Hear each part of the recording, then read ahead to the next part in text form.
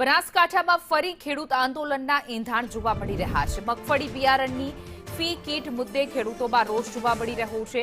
3 તાલુકાના ખેડૂતોને બાકાત રખાયાનો આક્ષેપ છે। કલેક્ટર કચેરીએ પહોંચ્યા કિસાન સંઘના આગેવાન। તમામ ખેડૂતોને લાભ આપવા કરાઈ છે રજૂઆત। કલેક્ટરને લેખિત આવેદન આપી કરાઈ છે રજૂઆત। માંગ ન સ્વીકારાય તો ઉગ્ર આંદોલનની ચીમકી પણ ઉચ્ચારવામાં આવી છે। વધુ વિગતો સાથે મારા સંવાદદાતા ધવલ જોશી જોડાઈ ગયા છે। ધવલ, ખેડૂતો આંદોલનના માર્ગ ઉપર ચીમકી ઉચ્ચારી છે, ત્યારે ખેડૂતોની શું માંગ છે?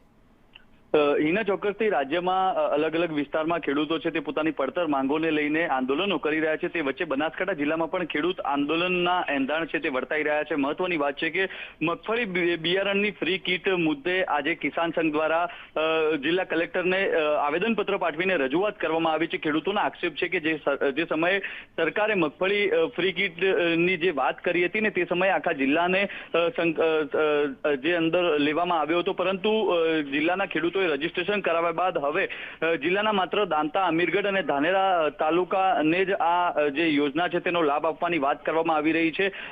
સમગ્ર જિલ્લાને આ યોજનાથી બાકાત રાખવાની જે વાત છે તેને જ લઈને ક્યાંક ને ક્યાંક ખેડૂતોમાં રોષ ભભૂકી ઉઠ્યો છે। આજે કિસાન સંઘના નેજા હેઠળ ખેડૂતો દ્વારા અત્યારે જિલ્લા કલેક્ટરને સંબોધીને આવેદનપત્ર પાઠવીને રજૂઆત કરવામાં આવી છે ને જો આગામી દિવસોમાં આ યોજનામાં સમગ્ર જિલ્લાને લાભ આપવામાં નહીં આવે તો ખેડૂતો દ્વારા આંદોલનની ચીમકી છે તે ઉચ્ચારવામાં આવી છે। મહત્વની વાત છે કે જે પ્રકારે રાજ્યના અલગ અલગ વિસ્તારોમાં જે પ્રકારે ખેડૂત આંદોલનો ચાલી રહ્યા છે તે વચ્ચે બનાસકાંઠા જિલ્લામાં પણ ખેડૂત આંદોલન થાય તેવા એંધાણ છે તે ત્યારે વર્તાયેલા જોવા મળી રહ્યા છે। હવે સરકાર અને તંત્ર દ્વારા શું નિર્ણય લેવામાં આવે છે તેની પર અત્યારે સૌ કોઈની નજર છે તે જોવા મળી રહી છે। હિના।